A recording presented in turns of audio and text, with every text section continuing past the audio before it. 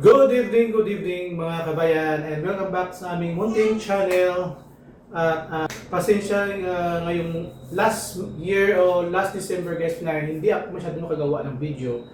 Dahil guys naging busy talaga ako sa aking trabaho. Tapos nagkasakit pa ako guys. Tapos naawa pa si Ashka. For today's video guys ay dahil ngayon ay syempre taglamig pa rin ngayon dito guys, ay magluluto ako ngayon guys ng bumili ako ng dalawang American na kasi bumili ako ng dalawang pakete ng paa ng baboy. So gagawin ko siyang sinigang, yung paa ng baboy gawin ko sinigang kasi masarap humigop pag talamig. But before anything else, please subscribe naman sa aming munting channel. At shout out sa mga new subscriber namin. Thank you po sa inyong lahat. So ano pa hinihintay natin guys ay luluto na tayo. Let's go! So yun guys, mag-start tayo magluto. Nagyan natin ng mga gulay-gulay. Katulad ito. Nakalimutan ko bumili ng okra. Sana yun. Kangkong na nilagay guys. Tapos yan, konting lang, labanos, at saka talong. May nakalimutan ako, so tinataman na ako bumalik, so okay na to. Ano gawin natin ngayon ay hugasan muna natin ito baboy natin. Yan. Ang baboy.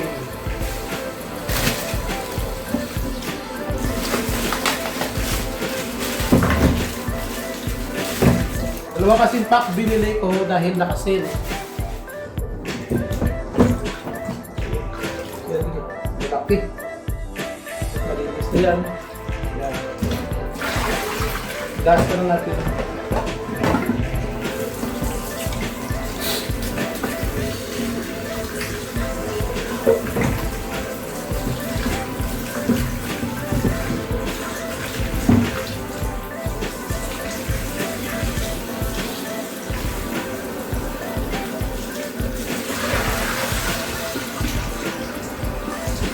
Wala kami pressure cooker guys, pero okay naman yung lutuan namin. Mapo yan. Gusto na lang yung labutin.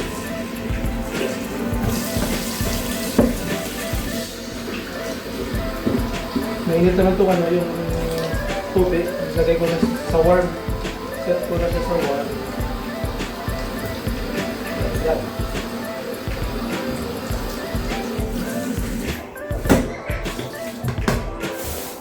Yan, yung mga gulay natin. Diyan. Para isang hugas. Binababad ko kasi muna yung mga gulay guys sa tubig bago i-gamitin para tanggal yung mga ano dyan. Yan. So yan guys, pakuluan mo natin dyan.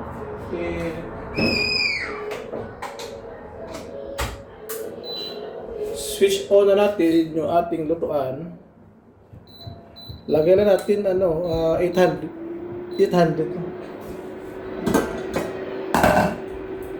Ayan guys, yung pang-saw natin na gulay, konti lang yan.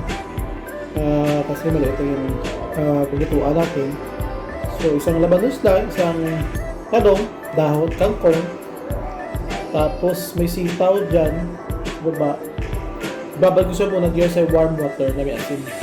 Tapos yung mahabang pampaanghang kunti. Tapos yung ating original sinigang mix.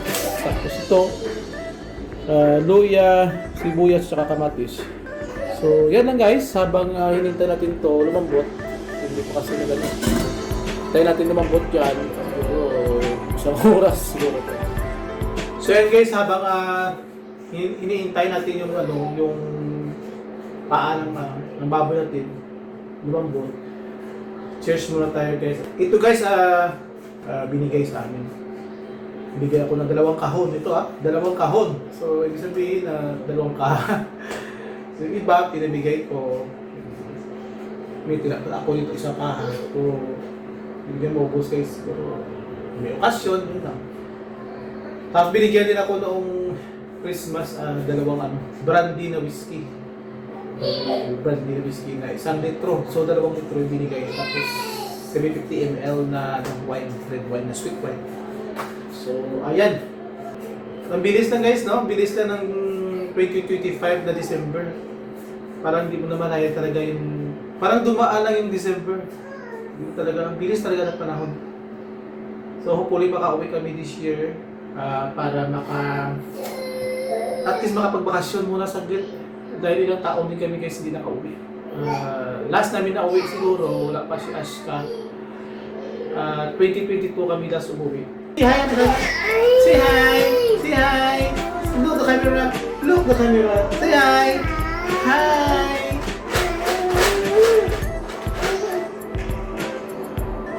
Say hello! Hello! Welcome to our channel! You wanna play? Ayun guys, dito muna ako sa loob. Sumahan ko muna siya dahil natatakot siya manood ng kanyang mga favorite na na cartoons. Minsan kasi nag-Halloween costume. Yun guys, yes. Magkano yung cost of living dito guys sa Bahrain, lalo na family? Cost of living dito medyo rin guys, magastos din. Katulad dito, yung inupahan namin, studio flat siya na closed kitchen, may hall lang na maliit. Tapos yung toilet dito sa loob, hindi na kalakihan yung kwarto. Kaya nasa kami, sa sahig na kami, nakalatag na kami, naglagay lang kami ng foam. Tapos naglagay kami ng cover sa tiles para sa kay Ashka, para hindi yung malamig na sa paa niya. Sa upa namin dito is around 20,000. Yes guys, 20,000 so guys. Dito sa area na to is 20 plus ang ganitong studio flat. Actually, nag 1 year na kami itong December, tapos kaka-renovate nung lumipat kami dito.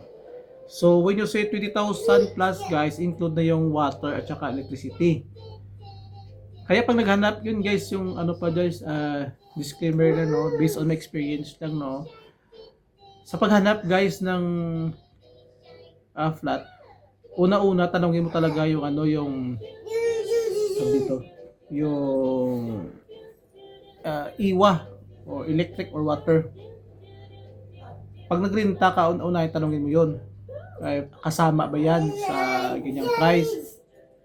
Tapos, pag kasama siya, minsan may limit yun may limit. Let's say lang this in peso let's say may limit siya na 4,000 sa isang buwan o 5,000 sa electric and water. Okay na yun pag ganun. Ganyan price. Pero mas maganda pag nag-upa ka is around ganun na price.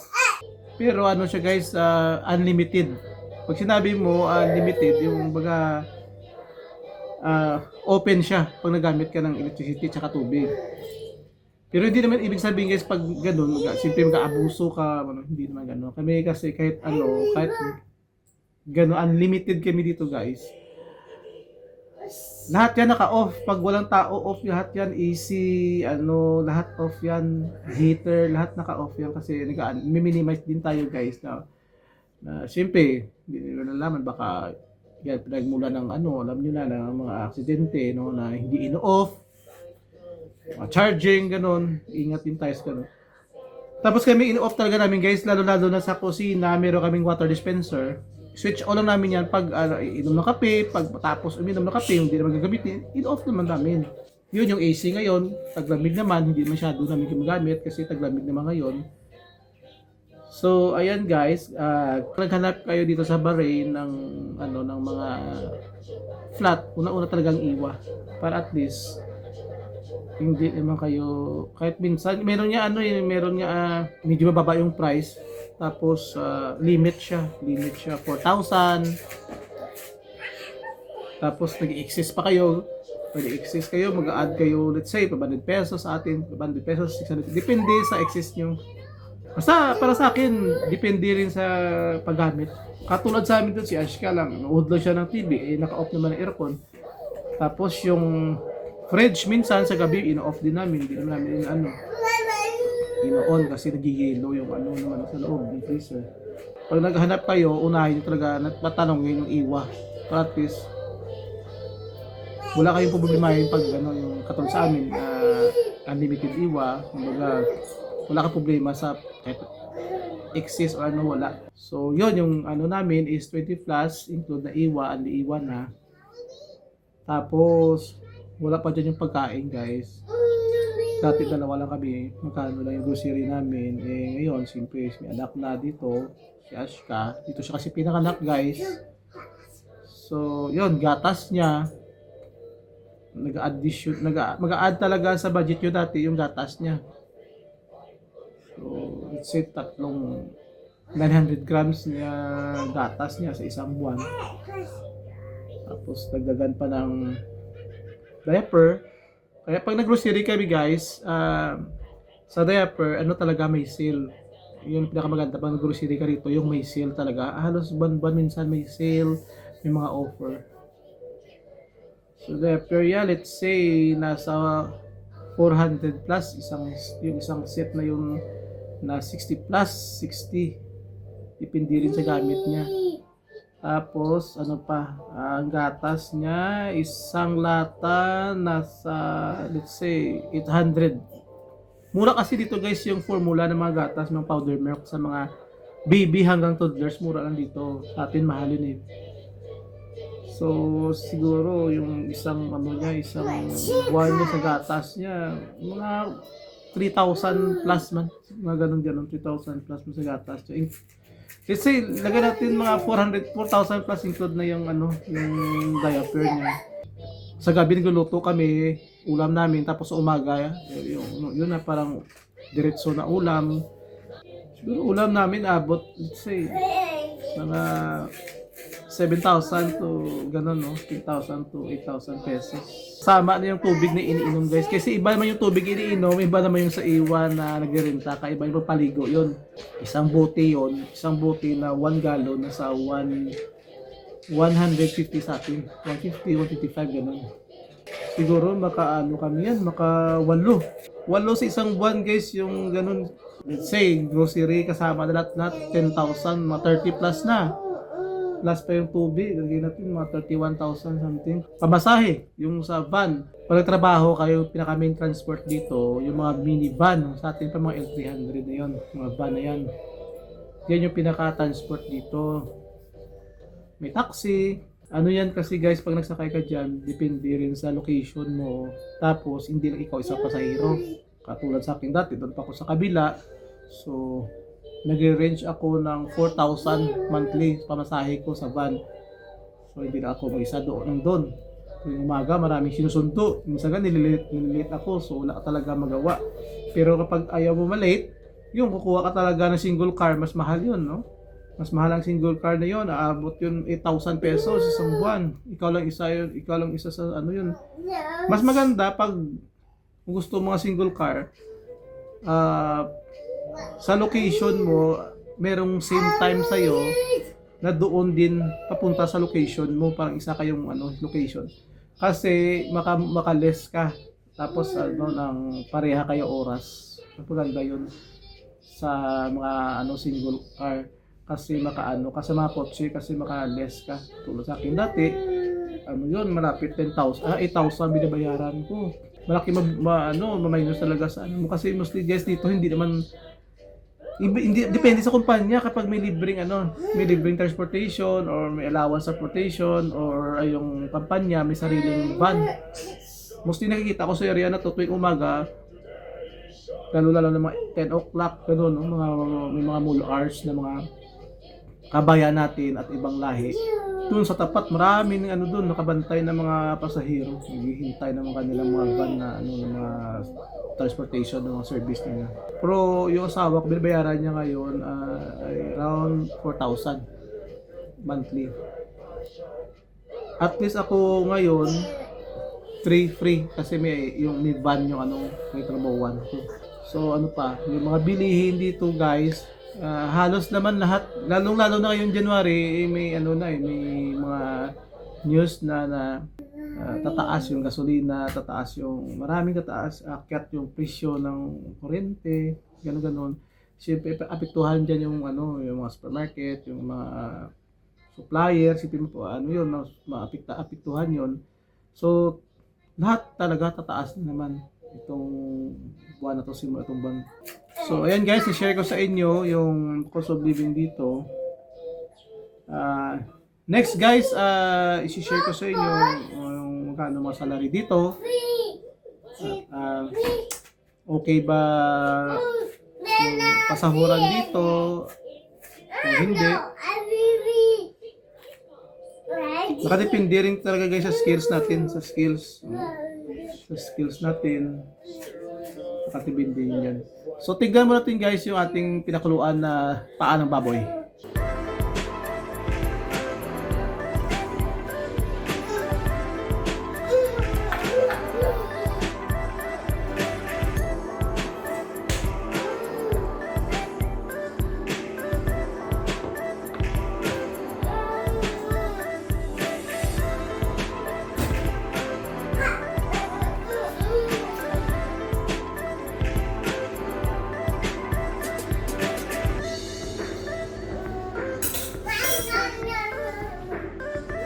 Sit down na.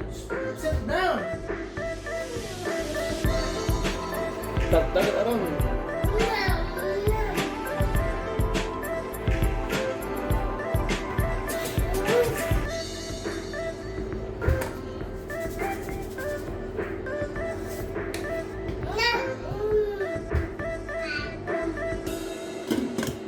Lagyan na tayo ng ating sinigang sa sampalok. Mas gusto ko kasi itong sinigang sa sampalok. Original ba? Ito yung asin talaga. Mas masarap yung asin niya.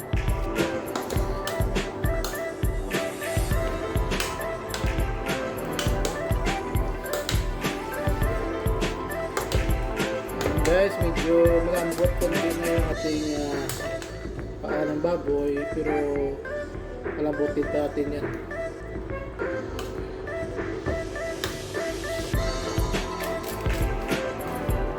Sakto na yung asin nyo guys, kasi ayaw kong sobrang asin. May ano kasi ako, may acid eh. So ayan,